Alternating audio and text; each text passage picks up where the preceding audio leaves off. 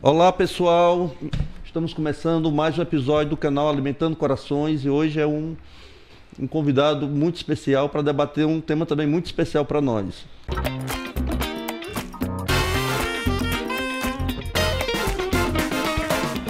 Hoje conversaremos aqui com o ex-presidente do Partido dos Trabalhadores, ex-presidente da Central Única dos Trabalhadores, fundador da Federação dos Trabalhadores Metalúrgicos Norte e Nordeste, presidente dos sindicatos metalúrgicos, militante do movimento estudantil, é a própria história viva do movimento social desse estado. Estou falando aqui do deputado estadual de Assis Diniz, que também já foi secretário da Secretaria de Desenvolvimento Agrário e também foi presidente do CineDT. Seja bem-vindo, de Assis, eu queria que você se apresentasse aqui para o nosso público. Bom, primeiro dizer, Aglailson, que é uma alegria compartilhar com você. A partir desta experiência, alimentar corações é dizer exatamente o que pulsa e o que tem na dimensão social, emotiva e política das nossas vidas. Eu tenho uma relação contigo que passa gerações, que passa algumas semanas santas. Eu diria que o nosso berço, o berço operário, eu que venho de uma trajetória militante engajada, lá da caminhando do movimento estudantil, depois na construção e ampliação da Central Única dos Trabalhadores. Eu sei que nesse momento da história é importante que a gente possa refletir, analisar e compreender, sobretudo, o nosso papel na história. Você faz parte efetiva do que é a expansão do movimento sindical. Quando nós, ainda muito jovens, eu digo isso porque estou chegando aí aos 60 anos, 36 anos dedicado ao movimento social, ao movimento sindical e partidário, sei exatamente a dimensão política e desta dimensão como constituir um balanço, uma análise e a reflexão de como constituiu tudo isso.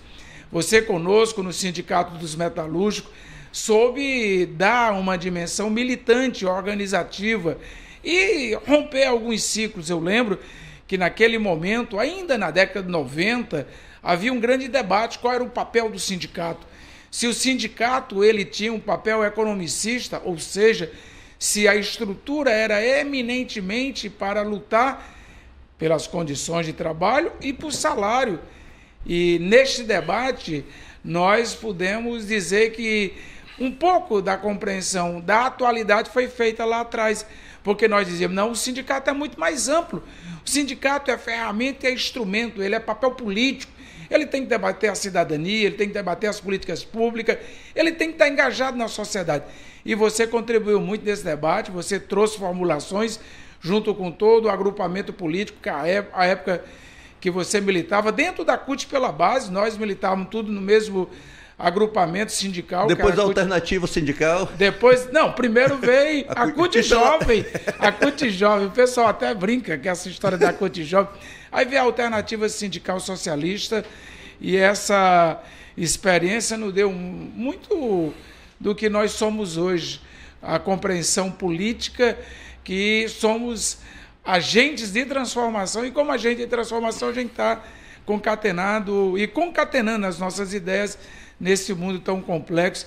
Eu lembro que nós quando estávamos no sindicato, das grandes inovações, nós levávamos o teatro engajado, nós levávamos o coco e os meninos que tocavam embolada, nós levamos uma banda, 2 careca e um cabeludo, que foi uma revolução naquela época, mas nós levamos uma nova forma de comunicação, e essa nova forma de comunicação ajudou muito. E nesta visão, eu não tenho dúvida que foi fundamental para todo o movimento sindical o que foi a experiência do Sindicato dos Sapateiros, o que foi a experiência do Sindicato dos Têxteis e o que foi a experiência do Sindicato dos Metalúrgicos, embora tenha tido outras experiências também de sucesso, bancário, comerciário, construção civil, mas nós tínhamos uma tríade ali, o companheiro Valdecir Rebouças, que junto com o companheiro Raimundo Martins, do sindicato Raimundo Martins, não, Raimundo Martins da Fetraes. Exato. Raimundo Ângelo, meu atual presidente do CineDT. É, meu presidente, meu patrão. Patrãozinho, cuidado, patrãozinho, não vai ouvir isso aqui não. Mas o Raimundo Ângelo, o companheiro Valdeci Rebouça e tantos outros do Sindicato dos Sapateiros, e lá no Sindicato dos Têxteis, vamos lembrar quem estava lá, importante lembrar. Nosso saudoso Passos dos Comerciários. Não, mas eu estou querendo dizer dessa tríade, era a Âncora Operário, porque ali já fazia tudo junto. As greves de solidariedade, os metalúrgicos que é para os têxteis para o sapateiro, foi assim na Recamonte, foi assim na Finobrasa. Eu lembro dos têxteis aí, que eu queria trazer aí, o companheiro Antônio Ibiapino, o comandante, nosso companheiro que até hoje tenho um respeito muito grande por ele. Companheiro Vladimir Catani. Valdemir Catani. Catani, aí Catani, tu já foi Têxteis. têxteis. Então, essa tríade de sindicato, ela foi muito importante no nascedor do movimento sindical, porque ela potencializou, ela dinamizou e ela trouxe o sentimento de solidariedade. E foi esse sentimento de solidariedade que nos constituiu para dentro do movimento como uma grande referência. Eu lembro das greves gerais, eu lembro do que foi a greve da Recamonte, uma greve muito tensionada, a repressão violenta da polícia, a greve da Esmaltec, da Tecnomecânica Esmaltec, seguida da greve da Finobrasa, foram greves que nos ensinou. A gente estava ali no nascedouro do movimento sindical, embora o sudeste do país já tivesse um sindicalismo mais amadurecido, mas nós estávamos ainda muito incipiente nessa luta política sindical. E ali deu a maturidade para compreender qual era o papel do dirigente, qual era o papel do sindicato na defesa, na proteção e na luta da classe trabalhadora. E é com essa visão que nós podemos dizer que o amadurecimento possibilitou dar outros saltos. Na construção da Federação dos Metalúrgicos do Norte e Nordeste, na construção, ampliação e consolidação da Central Única dos Trabalhadores, a militância dentro do PT. Eu tenho orgulho de dizer que, ao longo de toda a minha militância, o único partido que eu tenho filiação é o Partido dos Trabalhadores, o nosso PT, e tenho o privilégio de dizer que fui eleito presidente e reeleito, e aí eu digo não por orgulho, mas pela trajetória que mostra como fazer diálogo e construções políticas. Eu sou o único presidente do PT reeleito por unanimidade. Eu tive no Congresso 100% dos votos. Apenas uma abstenção de uma declaração de voto do companheiro Antônio Biapini, que na época tinha divergência não comigo, mas com outro militante que compunha a nossa chapa, o que representa esse diálogo, o impacto das nossas relações. E quando você, Aglaíus, traz para dentro da política um podcast que vai debater questões que traz elementos que transcendem a nossa vida sindical, que transcendem a vida política, que fala de gestão, que fala de amor, que fala de paixão, que fala das relações políticas, que fala da cidade. Nós precisamos compreender, sobretudo, o que deve um militante de esquerda fazer quando tem a oportunidade de fazer uma gestão numa secretaria, como dialogar com os setores amplos, que hoje não são mais aqueles redutos que historicamente esteve concatenado a uma fala ou uma palavra de ordem. Não, hoje é muito mais amplo. Hoje esse fenômeno chamado de rede social exige uma nova forma de comunicação, a qual nós somos muito negligentes. Nós não disputamos, nós não construímos a disputa efetiva da hegemonia da comunicação.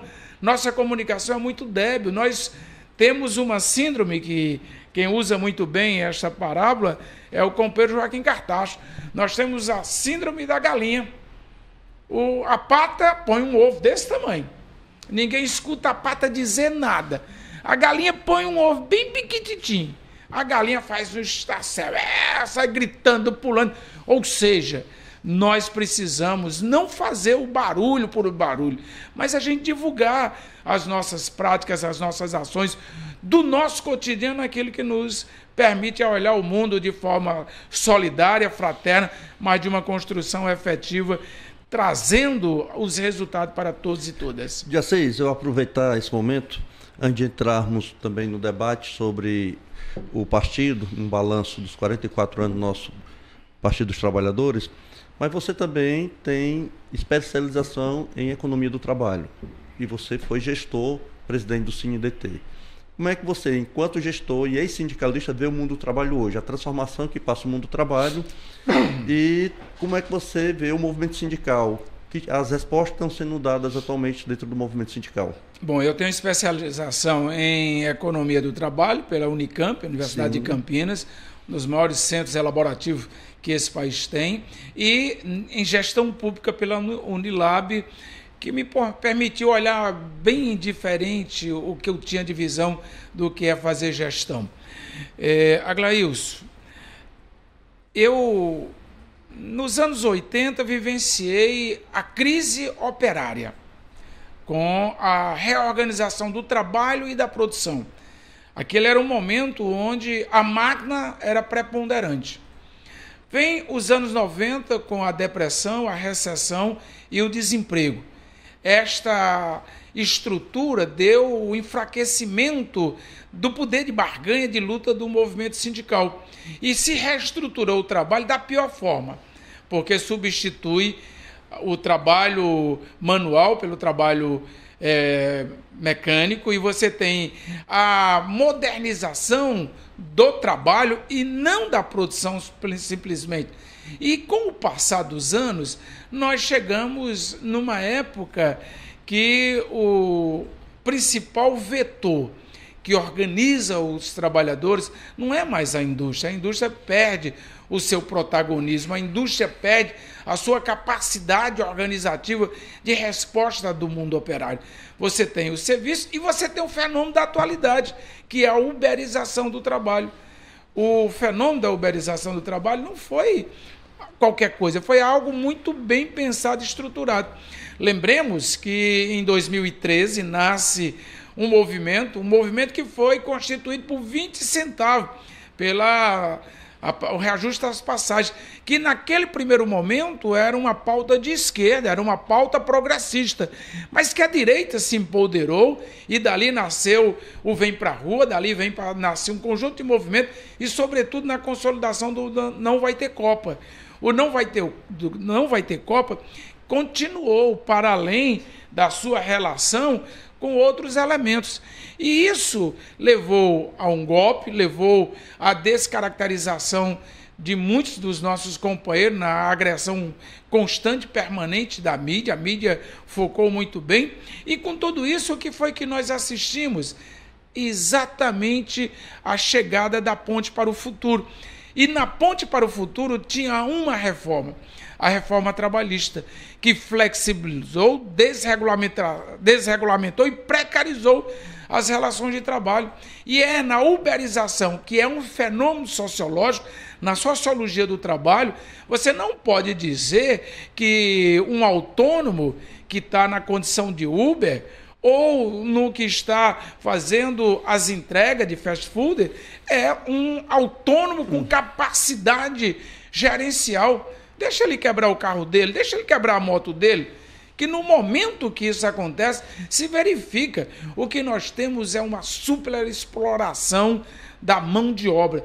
E quando esta superexploração acontece com um mecanismo ideológico, porque criaram a ideia para desconstruir as grandes oportunidades que o presidente Lula ofertou nos seus 2 primeiros mandatos, de que as condições criadas para concurso público, para a escola de qualidade, para a recuperação do poder de compra da classe trabalhadora e, sobretudo, numa educação que pudesse dar a universalidade das universidades e a sua interiorização, ou seja, esta base ideológica desconstituída com a uberização do mundo do trabalho faz com que a gente tenha hoje uma dimensão de segundo grau, se é que nós podemos hierarquizar, porque você tem os trabalhadores sindicalizados que estão ali no piso e tem aqueles que estão numa relação de superexploração, mas que se constituem como empreendedor. Eu digo primeiro grau, aqueles que respondem diretamente nas suas organizações, e esses que estão flexibilizados, que estão desregulamentados, que se colocam no grau superior, mas que padece de uma mega estrutura de exploração. Então eu vejo que a Ponte para o Futuro, ao flexibilizar, desregulamentar e precarizando esta relação, tirou o protagonismo e o papel do sindicato. Porém, é importante que a gente possa compreender, e você que nos acompanha aqui Alimentando Corações, de que é preciso nos colocar como agente de transformação. É preciso que estejamos engajados. Se é uma lógica que permeia para além do Brasil outros países, também é verdadeiro que há mecanismo de exploração. Por isso, precisamos debater, ter proteções. O presidente Lula encaminhou ao ministro Marinho que pudesse ter uma proposta de regulamentar esse processo que hoje está completamente sem proteções trabalhistas, para que esses possam se sentir protegidos e principalmente sair desta visão exploradora. Jaceis, uma outra coisa, você, como eu disse, foi militante do movimento social, presidente do partido, gestor público e agora é parlamentar. Como é que, ao longo da sua trajetória, você vê a diferença entre estar no parlamento e ser um gestor público? Você foi um grande presidente do CIMDT, um grande gestor da Secretaria de Desenvolvimento Agrário e agora parlamentar. São coisas diferentes. Como é que você trabalha isso? Eu, às vezes... Essa experiência, compartilha aí com o nosso pessoal. Às vezes eu fico olhando a fala de alguns companheiros, porque eu me considero um privilegiado. Primeiro porque estava lá na construção do que é uma pauta de reivindicação. Do que é estar do outro lado do balcão dizendo, eu quero isso, eu preciso disso. A organização da pauta reivindicatória. Depois eu estive do outro lado, pegando a pauta para executar. Mas tinha uma parte central, que era a orçamentária. E esta parte orçamentária, hoje, eu posso ver com a maturidade, com o entendimento do que é construir uma LOA, do que é construir o PPA, de como constituir. Aliás, quero fazer um parêntese para enaltecer. O governador é humano nas 17 oficinas do PPA participativo. Pela primeira vez na história do Ceará, nós tivemos outros modelos de PPA, também participativo, mas para um governador sentar, passar a tarde inteira ouvindo o relato dos grupos, é a primeira vez que nós temos este fato político. Isso é muito significativo. Então, você ter a construção lá do PPA ou da LOA dá uma dimensão do que é constituir na pauta de reivindicação e na execução desta política. E eu tenho o orgulho de dizer que conheço os três lados e conheço o outro lado do mundo partidário, porque fui presidente do PT, das mediações, das negociações, daquilo que a gente precisa fazer. O que nós temos hoje de concreto, sabe, Aglailson, às vezes há uma incompreensão porque as pessoas trabalham com imediatismo. As pessoas trabalham numa visão muito espontânea e voluntarista, de que aquela política naturalmente vai ser executada. E não é bem assim. Eu, quando estive à frente do CineDT, o primeiro passo que nós fizemos foi ter um planejamento, no primeiro momento, um planejamento tático operacional, da compreensão de como as coisas acontecem. No segundo, ter uma visão mais estratégica, ter o planejamento estratégico, definindo missão, definindo meta, definindo qual é o papel de cada gestor, ganhar esse gestor para que a construção da execução aconteça no tempo necessário. E quando cheguei na principal experiência, que eu refuto com um grau de relevância muito grande, pela dimensão, pelo orçamento, pelo que é a estrutura da SDA. A SDA é um sistema, não é uma secretaria, é um sistema, o Sistema Estadual de Agricultura, que na minha época tinha IDACE, ADAGRE, SEASA e EMATES. Hoje você tem a ADAGRE, foi para a SDE, para a Secretaria de Desenvolvimento Econômico. Então você tem dentro do sistema o projeto Paulo Freire, que está voltando, uma estrutura que vai investir mais de 350 milhões em quase 92 municípios. Você tem um projeto São José com investimento de 780 milhões de reais. Você tem a EMATES, tem o IDACE e tem a SEASA, ou seja, é um sistema integrado. E nesse sistema integrado, o diálogo, para acontecer, ele precisa ser sistêmico e ele precisa estar vinculado diretamente àquilo que o governo pensa. Por isso, a experiência na secretaria foi tão importante, porque nós pegamos os melhores quadros, nós pegamos as melhores políticas e hierarquizamos. Ou seja, não é algo que você desconsidere. Você precisa ter. Bom, nós temos o programa, vou falar em 3 grandes ações. Você tem um programa da ovinocultura, você tem um programa Hora de Plantar, que hoje é o que está dando sustentabilidade, inclusive com a política de Estado, não é mais de governo. E você ter a ação da agricultura e da pecuária, dá essa dimensão. Eu preciso ter, a médio e longo prazo, uma visão de acesso ao mercado. E foi esse o diferencial que nos possibilitou conhecer e desenvolver para dentro da secretaria, aos nossos 350 mil agricultores familiares, um diferencial, porque ele concatena o seu ciclo de produção. Nós somos excelentes na produção, no ciclo de organização. Para além disso, nós temos um grave problema, que é o acesso do mercado e a comercialização. Quando eu falo desta questão do mercado, eu dou 3 grandes exemplos de cadeias complexas e de potencial extraordinário. Vou pegar a cadeia do leite. Nós somos 1.827 produtores de leite, o 4º produtor de leite. Aglailson, diariamente o Ceará produz 1 milhão de litros de leite. Se nós pegarmos somente a bacia do Quixeramobim, ali pegando Milhã, Quixeramobim, Senador Pompeu, Banabuiú, você vai ter uma produção diária de quase 450 mil litros de leite. Então eu preciso ter um foco para além do leite. Por isso, ter agroindústria é fundamental. E essa agroindústria ela precisa estar vinculada diretamente ao acesso ao mercado. O queijo de coalho é o principal elemento da nossa pauta de produção da agricultura familiar. O queijo de coalho ele leva de 10 a 12 litros para 1 quilo. Ele tem um nível de proteína e de gordura adequado. A nossa gordura do nosso leite, ela está apta a qualquer tipo de queijo produzido que leve a agregação de valor. Eu vejo qual é o preço de 1 quilo de queijo de coalho.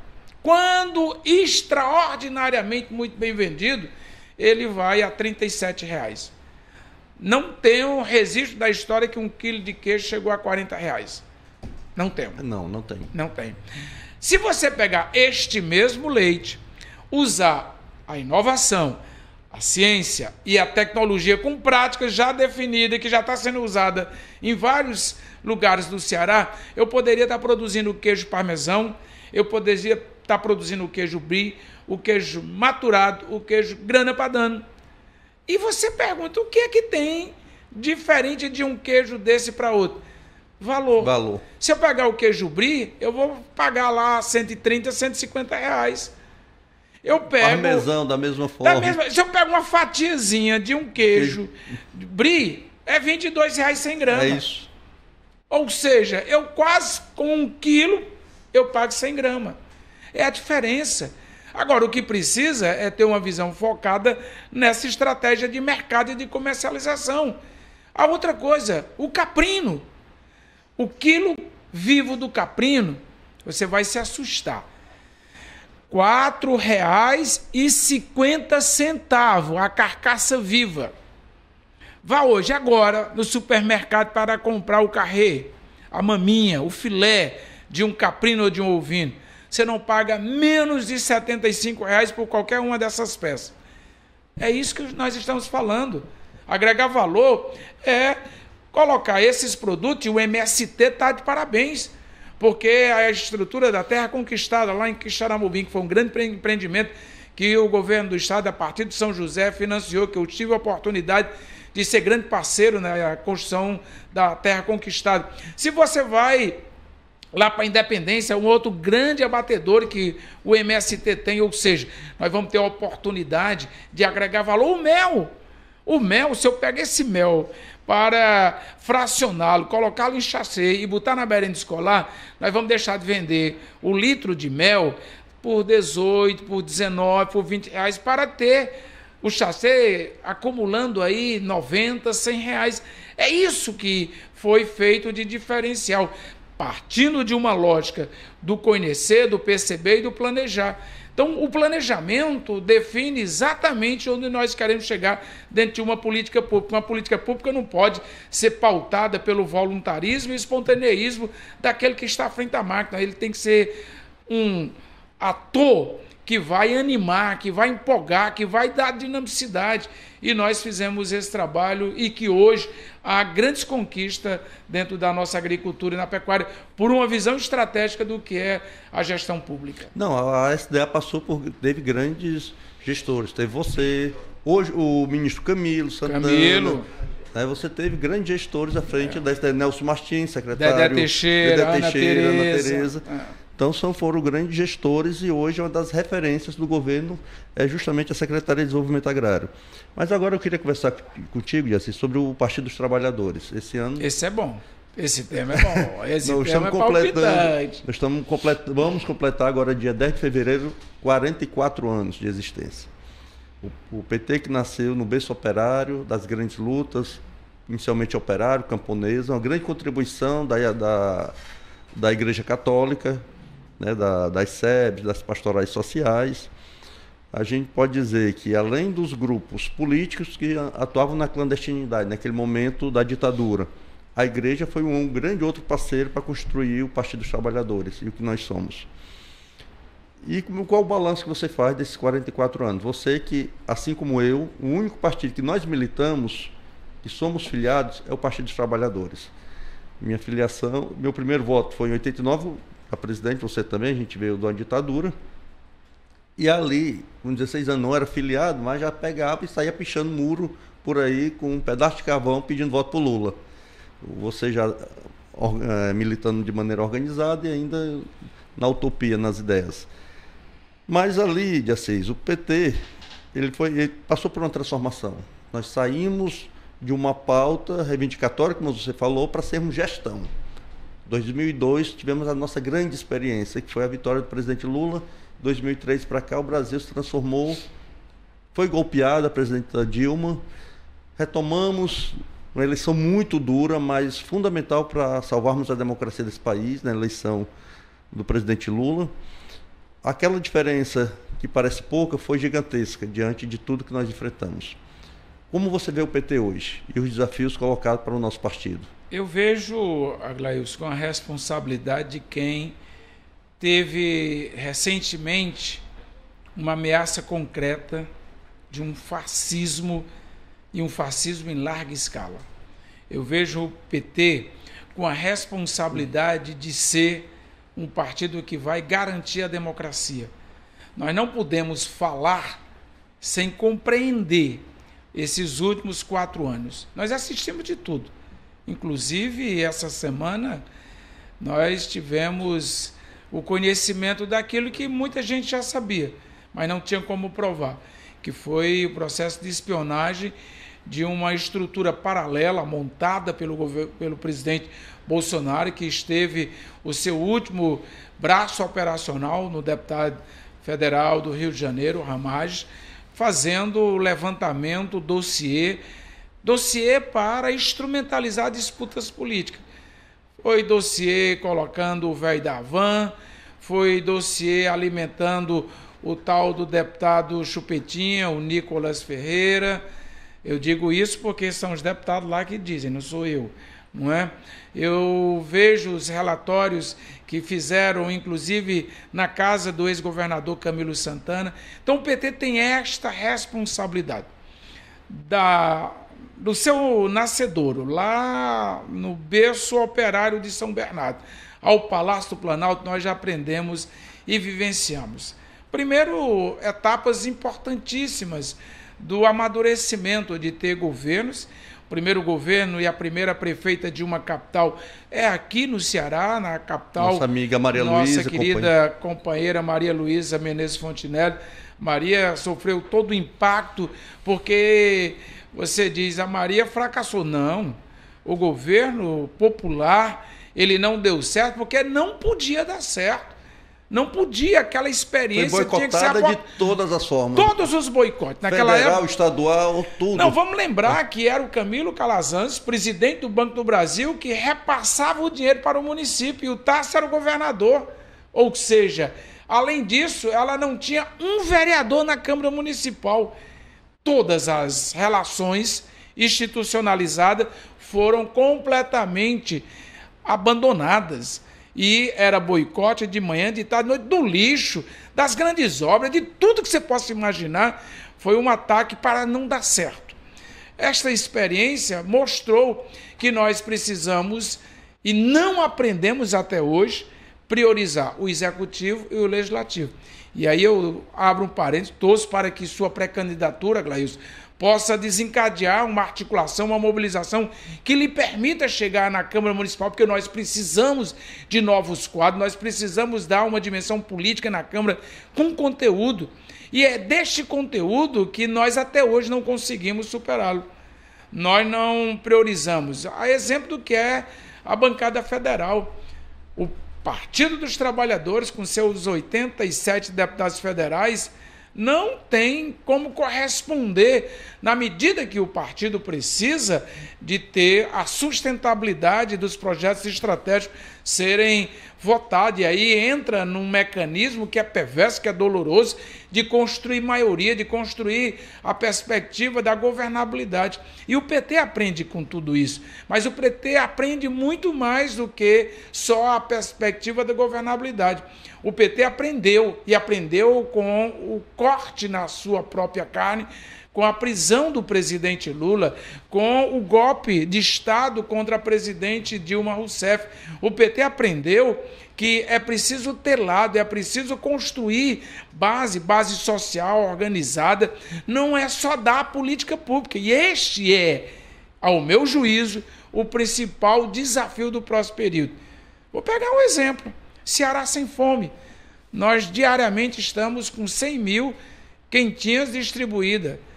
Nós estamos dando a comida, mas nós não estamos fazendo formação, preparando, discutindo, compreendendo que se a quentinha está ali, foi porque o governador conseguiu uma maioria dentro da Assembleia para aprovar, que teve o compromisso de ter um orçamento, e esse orçamento está voltado e focado no apoio às comunidades. Então nós precisamos saber de onde vem, como veio e como se formou. São tantos outros exemplos que nós poderíamos elencar de amadurecimento. Um outro amadurecimento que a gente só aprende quando é derrubado, quando leva a bola nas costas, é a relação com os seus aliados. Nós cometemos muitos erros. Eu lembro que do segundo governo do presidente Lula, quando nós fomos disputar as nossas eleições, os aliados tinham mais vezes do que nós. É um erro estratégico, é um erro que não pode se cometer se nós sabemos que é preciso fazer maioria, seja numa Câmara Municipal, numa Assembleia Legislativa ou na Câmara Federal, no Senado. Como é que você vai dar elementos políticos para aqueles que a gente tem certeza que na hora do vai e vem, da hora do pega para capar, eles não vão estar com a gente? Por uma questão de classe.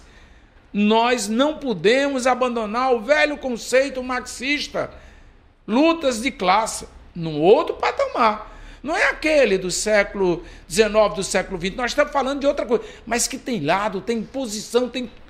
Não temos que ter dúvida de, na hora dos dominantes se juntarem, se juntaram. Contra fizeram Dilma. Isso contra a Dilma, que não cometeu crime, que foi comprovado que não tinha pedalada. Ou seja, se juntou mídia, a mídia conservadora, e nós não estávamos preparados porque não tinha disputa de hegemonia de comunicação, se juntou parte do Judiciário e do Ministério Público, porque quem vai para dentro do Ministério Público, quem vai para dentro do Judiciário? Os filhos da elite conservadora. Então nós precisamos ter os nossos filhos também disputando concurso público na área do Judiciário, do Ministério Público. Se juntou o mundo político, que esse daí, por sua essência, por sua própria natureza, já estava dentro dele. Ou seja, há uma necessidade desse amadurecimento que o presidente Lula e nós estamos passando um novo ciclo. Nós vamos ter a oportunidade de vivenciar aqui no Ceará com o presidente Lula, o governador Elmano e com a presença da maior liderança que o Ceará tem, que é Camilo Santana. Camilo Santana tem um peso político extraordinário, fenomenal. O Camilo hoje, ele tem a capacidade de diálogo, de inovação, com a sua simplicidade e humildade. Esta liderança, ela é muito expressiva, então nós vamos ter oportunidade. Agora, essa oportunidade, ela precisa ser compreendida. Nós temos uma base de coalizão que vem lá da eleição de 22. O PT vai amadurecer, compreender que nós vamos eleger A, B e C, mas nós vamos eleger os nossos, porque senão nós não vamos aprender nunca, nós não vamos, com os erros, ter o amadurecimento de fazer a caminhada adequada para que o PT esteja fortalecido. O Camilo fez. Nós hoje somos 9 deputados da federação, 8 do PT. Com a chegada do Elmano, somos 9 deputados do PT e 1 da federação. Esperamos que, para a eleição dos municípios, o ciclo que o PT precisa de 50, 60, 70 prefeitos, não é por uma questão de não, pela natureza. Todo o governo teve sua base e teve o seu partido fortalecido. E o Elmano, eu não tenho dúvida pela sua capacidade, pela sua visão ideológica, que ele vai fazer esse papel. E aí, na Câmara Municipal, você merece, tantos outros companheiros, como pelo Vladson Viana. Nós temos bons nomes dentro do nosso partido, que está sendo feito esse trabalho de mulheres, de jovens. Então, eu acho que chegou a hora e a vez do PT exercer esse papel. Você está colocando aí o velho conceito gramsciano de disputa de hegemonia. Os espaços de poder, a esquerda tem que guerra disputar. De posição e guerra de movimento. Então, que o Gramsci fez na cadeia. Exatamente. Olha que contradição. Exatamente. Olha que contradição. O Gramsci está preso e ele não tem o que fazer, aí começa. Vamos lá. Vou fazer uns caderninhos. Caderno 2 é o caderno que vai dar para o século XX o valor fundamental do que é a guerra de posição e o que é a guerra de movimento. Como nós não estamos em oportunidades de fazer a guerra de movimento, vamos fazer de posição, vamos ocupando os espaços da sociedade civil organizada. E é exatamente nessa visão gramsciana que a gente está buscando fundamentar os nossos conceitos. Hoje, dia 6, você colocou aí o avanço também do nosso Estado. Um projeto tem que ser reconhecido a importância do senador Cid, que iniciou com ele esse novo ciclo para o nosso Estado. Foi aprofundado pelo atual ministro e ex-governador Camilo Santana, que é uma grande referência, você colocou. E o Camilo, ele entra no raio da possibilidade de sucessão do Lula. Isso é nítido já, a movimentação, como o Lula vê com bons olhos a ação do ministro Camilo, pela sua competência, capacidade, compromisso com a transformação. E nosso Estado entrou nesse ciclo e você colocou o crescimento dentro do parlamento da bancada do PT. Você é líder do PT. Ao mesmo tempo, tem um crescimento também de uma onda muito conservadora dentro do parlamento. Nós avançamos, precisamos avançar mais e precisamos, nas eleições de 2026, ter uma grande bancada federal, porque lá é onde sai a discussão do orçamento, o investimento, das reformas necessárias que nós precisamos. Então, o partido está preparado para isso, está discutindo isso, para que a gente possa dar esse salto. E uma outra coisa importante, a gente está falando aqui do Gramsci. O Gramsci tem um conceito também do intelectual orgânico. Eu acho que o PT, a gente precisa voltar a debater com a academia, de elaboração, de pensar o momento, de pensar a estratégia. Nós não podemos fazer só debate tático, eleitoral, mas dentro da disputa eleitoral pensar o estratégico, pensar como é que a gente se consolida como uma democracia, romper com um Estado ainda muito conservador. A gente tem muitos resquícios ainda do Estado patriarcal, do Estado atrasado, ainda muitos resquícios da escravidão, e dialogar com a academia. Acho muito importante para que a gente possa atualizar o nosso programa. Aí eu queria que você pudesse dissertar sobre isso. Você fez 4 perguntas complexas e que merecem todas uma análise. Primeiro, o que é o intelectual orgânico, engajado. Eu tenho a oportunidade de conversar muito com um grande professor, meu querido amigo Alto Filho. Alto Filho. Alto Filho é um balizador, é um intelectual que tem uma compreensão lato sensu de uma visão extraordinária, de um conceito agregado, sobretudo na perspectiva estratégica. Então, tenho buscado beber da fonte do meu querido amigo Alto para dar a dimensão daquilo que pode estar indo para o lado errado e a gente consertá-lo e ter essa militância. Segundo, o Camilo Santana. O Camilo, eu fiz no início do ano, não, no meio do ano, uma fala que dizia: o Camilo, ele entrou e está diretamente vinculado à sucessão do presidente Lula. Exatamente. O Camilo é um nome. O Camilo tem a pauta da educação. Eu disse lá atrás que o Camilo teve o primeiro podcast do Camilo, do presidente Lula, foi com o Camilo. A primeira reunião que o presidente Lula fez no Palácio foi com os reitores do Camilo. O Camilo foi o primeiro a ter um programa chamado Escola de Tempo Integral. E as coisas continuaram. Hoje, o Ceará foi o estado mais visitado pelo Lula. Mais visitado. O Lula já esteve aqui comparando aos outros mais vezes. Aí você tem o ITA, que é uma homenagem à educação do Ceará, porque no ITA, no Instituto Tecnológico Aeronáutico, 52% a 60% de todos que passam são do Ceará.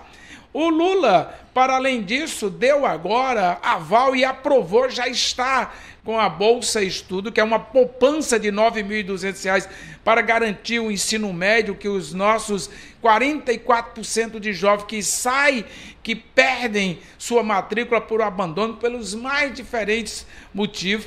Então, o Camilo entra diretamente numa fase importantíssima da sucessão. E, para além da militância do núcleo fechado, o Camilo, na pesquisa feita, é o ministro que tem hoje maior presença no Palácio, inclusive para o mundo da política, para o mundo das pesquisas, ele está lá tendo uma presença muito forte, se consolidando como uma liderança não mais só do Ceará, do Nordeste, mas do Brasil. As demais questões, sabe, Aglaíus, eu acho que a gente passa por um processo de disputa. Sempre existiu. Josué de Freitas, ele faz na sua clássica e memorável estrutura sobre a fome, a geografia da fome. Ele traz o fenômeno da fome como o fenômeno de poder. Exato. A fome, ela existe para que as estruturas sociais não tenham mobilidade, para que alguém ganhe, e quem ganha é o mundo da política. E nós temos uma divisão sociológica no Brasil muito delineada. Nós sempre tivemos um terço de esquerda, bem delineado. Exatamente. De esquerda. Nós temos um terço de centro que migra de acordo com as conveniências desta dita classe média, e nós temos um terço de um eleitorado de visão conservadora. Só um detalhe de Assis, o Brasil, na época do auge do fascismo na Itália, o Brasil foi o segundo maior partido fascista, que era o Partido Integralista. Os integralistas de Plínio Salgado foi a expressão disso. Exatamente. O Brasil sempre teve um texto de conservador. O que nós temos nesse momento de diferencial é que eles perderam o pudor, perderam a vergonha, perderam o receio. Saíram do esgoto. Saíram do lixo. Saíram do lixo e foram alimentados e retroalimentados por uma lixeira, por um esgoto, por uma quadrilha de uma família de bandido, a família do Bolsonaro. Então se retroalimentava. Tudo que você possa imaginar de mais perverso de visão social está nesse eleitorado. Está nesse eleitorado. E esse eleitorado se apoia dentro de conceitos que, em qualquer parte do mundo, é uma excrescência. O que nós temos de diferente agora é você ter no parlamento 2, 3 deputados que têm a fala, que têm a repercussão e que são retroalimentados. Nós pegamos um podcast de esquerda, de centro, de visão progressista, você vai lá, ele é assistido, ele é compartilhado por um número pequeno de pessoas, com conteúdos extremamente coerentes. Você pega da imbecilidade de um idiota, como nós temos de alguns deputados federais, os caras batem a casa de 30 milhões, de 20 milhões. Nós temos aberrações por falas homofóbicas, por falas que defendem uma visão escravocrata, por falas que defendem que até hoje eu não compreendo nesse um terço e me deixa assim perplexo, em estado que eu não sei de onde um pobre miserável tem que sair para defender rico. Nós somos o único país que pobre se organiza para fazer greve em favor do patrão. Nós tivemos agora, recentemente, no ano passado, a oportunidade de vivenciar uma excrescência dessa ordem. Então, a natureza desta divisão sociológica que o Brasil tem, o seu diferencial é que eles perderam o pudor, eles perderam a vergonha, e tem falas que, por terem repercussões, elas impactam. Mas eu acho que na nossa estrutura do governo federal, da aliança feita com os democratas, progressistas, socialistas, com os trabalhadores, nós vamos combater e não dá para ter trégua, não dá para abrir mão, inclusive de ferramentas como essa. O seu podcast Alimentando Corações é fundamental para disputar narrativa. Quando se fala disputa de narrativa, é disputa de fala, de posições, de visões, para que as pessoas que vão nos acompanhar tenham a oportunidade de comparar o que é uma visão humana, o que é uma visão fraterna, do que é um governo que acolhe, que recepciona e que coloca a estrutura de poder para garantir a todos, indiscriminadamente, o direito a uma política adequada. Você falou aqui, fez a lembrança da vitória em 1984 da Maria Luísa, 84, é isso? Não, 85, 85, exatamente. Assumiu 86. Lembro que minha mãe, eu era ainda criança, em 85, e acompanhei minha mãe na votação. E ela votou na Maria Luísa. Meu pai não, mas minha mãe votou na Maria Luísa. E já era uma resposta ali do que a Maria, da esperança que Maria significava para um setor da nossa cidade. E nós tivemos uma vitória importante também em 2004. E a gente conseguiu implementar uma gestão participativa, com ganhos sociais. Tivemos a menor passagem entre as capitais, o menor preço das passagens era na época do que o PT tinha a Prefeitura de Fortaleza. Nós tivemos ampliação do atendimento aos postos de saúde, investimento na educação, na mobilidade urbana. Tivemos vários investimentos que trouxeram benefícios para o nosso povo, principalmente o nosso povo da cidade. E esse ano nós temos uma eleição importante. A gente vê Fortaleza completamente sem um prefeito, que o Bruno disse, sem cérebro. O Sarto não tem nada, não tem um projeto para Fortaleza. Nós passamos 8 anos sendo oposição ao Roberto Cláudio. Mas o Roberto Cláudio, eu costumo dizer que o Roberto Cláudio, ele trabalhava, o Sarto não trabalha. E nem deixa o governador, impede que o governador possa investir também. Nós tivemos aqui com o vereador Eudes Bringel, que ele deu um exemplo muito significativo de Assis, que foi o governo quer construir uma areninha e a prefeitura simplesmente diz, não libera a obra. Ou seja, é uma falta de compromisso com o povo, em nome de uma disputa que ele quer antecipar. E nós estamos aí, nós anunciamos semana passada, um grupo de filiados do PT, o apoio ao presidente da Assembleia, Evandro. Você também já manifestou apoio ao Evandro, e eu queria que você colocasse dentro dessa disputa... Você me permite, antes de mais nada, eu sou um daqueles que defendo a candidatura do companheiro Evandro.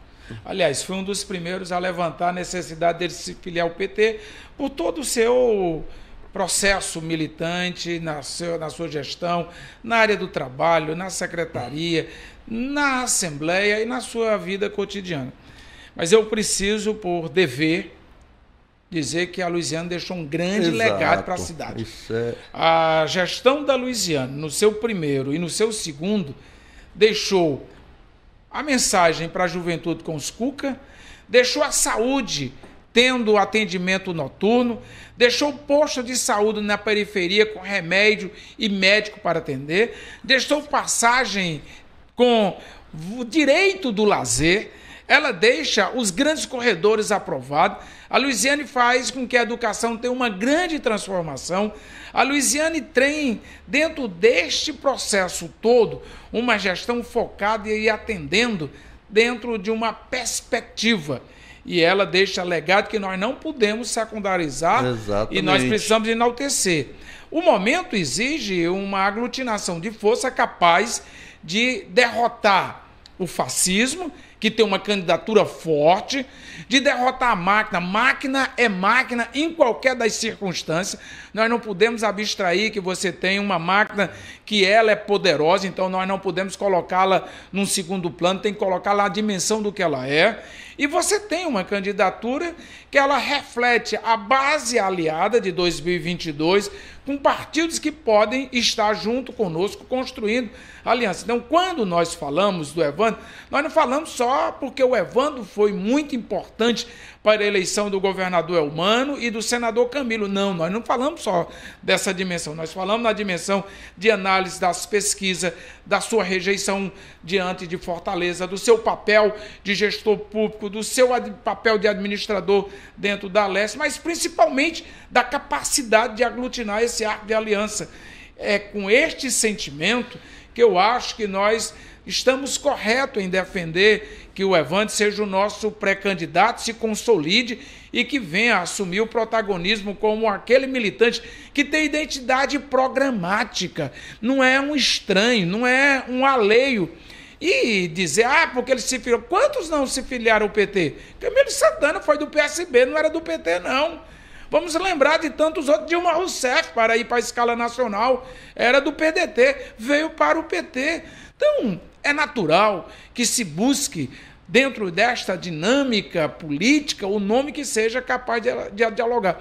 Quando, na semana atrasada, eu vi a sua publicação com um conjunto de militantes trazendo apoio à candidatura, à pré-candidatura do companheiro Evandro, eu vi que ali se consolida dentro do PT uma nova liderança, um novo articulador político. E é isso que nos faz ter certeza da caminhada que nós estamos desenvolvendo e construindo. O que o presidente pré-candidato Evandro precisa ter claro é que a visão militante do PT, ela é disponível, ela é aguerrida e ela é disponível para a vitória do nosso companheiro. A gestão, embora sendo máquina, tem muito a desejar. Ela fez aquilo que já tem naturalmente na cidade. Há um muro invisível que separa o que é as políticas para os grandes e a política para os pobres. Nós temos a cidade do asfalto, nós temos a cidade das grandes obras, mas não tem a cidade do cuidar, do zelar, a cidade de olhar para dentro da periferia, como fez a nossa companheira Luiziane, como faz o presidente Lula. E aí, olhar esse papel estratégico. A nossa dimensão política, ela não é uma coisa isolada. Ela está dentro de um contexto do diálogo com o governador Eumano, do ministro Camilo, do presidente Lula, do líder do governo na Câmara Federal, o deputado federal Zé Guimarães, ou seja, há todo um sentimento de um conjunto de deputados estaduais, de deputados federais, de prefeitos, de liderança que busca esse entendimento na construção de um arco de aliança e de um programa de governo focado no legado que nós temos de gestão do nosso partido para apresentar o modelo petista de governar, mais uma vez, para Fortaleza. Perfeito, dia 6. E nós vimos no ato de filiação do presidente Evandro o tamanho da sua articulação política, do tamanho da grandeza da sua capacidade de convergência, construir pontes. 9 partidos estavam presentes no ato de filiação. Não necessariamente que vão estar juntos na... Mas eu diria que desses 9 partidos, aí você pode ter... dois. Exato. Mas você vai ter a ampla maioria. É isso que eu ia falar. A força que mostrou aquele ato de filiação. E a simpatia de base já do PT com o nome do Evandro. E acho, dia 6, que a gente tem que começar a fazer um debate a Fortaleza que queremos. Eu estava conversando com o próprio Evandro e o vereador Danilo Lopes colocou uma questão. O próximo prefeito de Fortaleza, ele vai ser gestor dos 300 anos de Fortaleza. Então, que Fortaleza nós queremos para os 300 anos? Uma Fortaleza apartada, como você colocou, uma Fortaleza que possa estar unificada. E aí é um exemplo claro. Na gestão da prefeita Luiziane, um dos objetivos é integrar toda a orla marítima. Você que... Olha que coisa bela aquela a Vila do Mar. É isso que eu ia falar. Nós, o sindicato que a gente militou, os metálicos, fica no Pirambu. Era maravilhoso. A Lívia, que está escondida ali, a nossa jornalista, Lívia, você precisa conhecer, é maravilhoso o sindicato. Como ele é integrado com a comunidade. Aliás, no Sindicato dos Metalúrgicos, nós construímos um piso na parte de cima que a gente tinha toda a panorâmica do mar. Exatamente. Então, o Sindicato dos Metalúrgicos, que é dentro do Pirambu, e a gente tem uma paixão pelo Pirambu, em vez de quando eu vou lá tomar um café no final da tarde, e ali você vê que foi interrompido esse projeto. Quando você chega ali... o projeto era integrar toda a orla marítima, Vila do Mar, a reforma da Miramar e a aldeia da praia ali do lado do Sérgio Luiz. Ele foi interrompido, esse projeto. Então, eu acho que o compromisso do próximo prefeito, que seja do PT, possa voltar a unificar a Fortaleza. Eu posso dizer a vocês que nos acompanham, eu traria um pouquinho mais atrás. A ponte que liga Fortaleza a Caucaia sobre o rio e o mar. Aquela área ali tinha uma indústria naval chamada Corenave. Corenave, eu acho. E nós acessávamos aquela parte ali. A primeira reforma feita lá no final já dava uma dimensão do que era a humanização e do acesso da área que já era praticamente privada. Nós conseguimos conquistá-la. Sequência, o Vila do Mar. Aí você tem toda aquela parte central do Pirambu abandonada, que é uma área maravilhosa, linda, que tem toda uma estrutura capaz de absorver.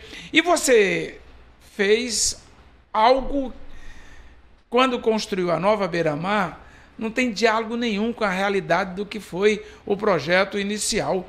Não tem diálogo nenhum com aquele projeto arquitetônico de vincular, de trazer para dentro das belezas o que é a visão humana.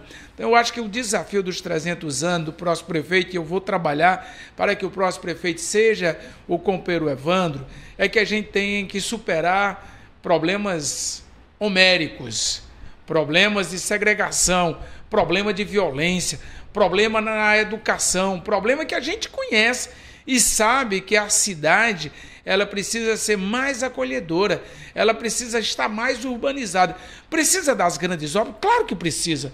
Precisa fazer viadutos. Aliás, quando a gente fala de viaduto, eu acho que é toda uma discussão que precisa ser feita. Mas se é necessário, vamos fazer com a discussão e a adequação das suas necessidades. Mas precisa do zelo, do cuidado, da limpeza.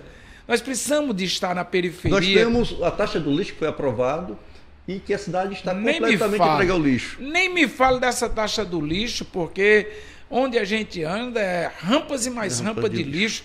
Só fazer um paralelo, na época jogavam lixo, a cidade na gestão da Maria Luísa jogava lixo, porque limpava durante o dia, à noite colocavam lixo propositalmente para fazer o ataque à gestão da Maria Luísa.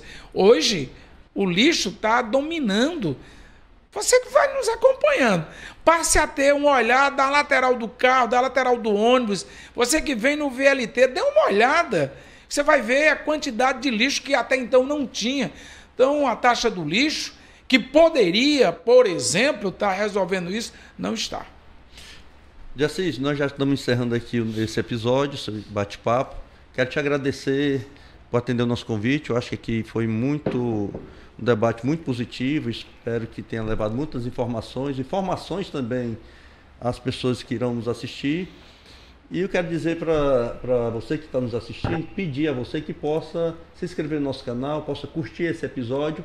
E em fevereiro, a Lívia aqui já está pensando em uma coisa, nós vamos também ter uma novidade aí no nosso canal Alimentando Corações. Mas passo para você as considerações finais, Assis. E mais uma vez, obrigado. Eu que agradeço trazer a memória de fatos, de vivência que tivemos juntos, que compartilhamos experiência, é sempre muito agradável. E eu sei que nós precisamos dar nossas contribuições para fortalecer visões e, principalmente, estarmos construindo a disputa efetiva da comunicação e ter um novo ciclo hegemônico na comunicação. Não é razoável que 7, 9 famílias desse país detenha todo o poder da comunicação. Não é razoável que você tenha aí 30, 40 grupos que estão dominando os meios virtuais. Nós precisamos ter os nossos, com as nossas linguagens, com as nossas simplicidades, mas com o conteúdo para lá de bacana. Então, parabéns, Lívia, é bom saber. A Lívia é cedrense, né? Então, o encontro de nossa cidade, Cedrinho de Açúcar, é sempre muito bom. Então, sucesso, e nós estamos sempre com essa visão de que caminhar é caminhar junto e construindo posições para se consolidar ciclos políticos. Um abraço, pessoal, e até a próxima.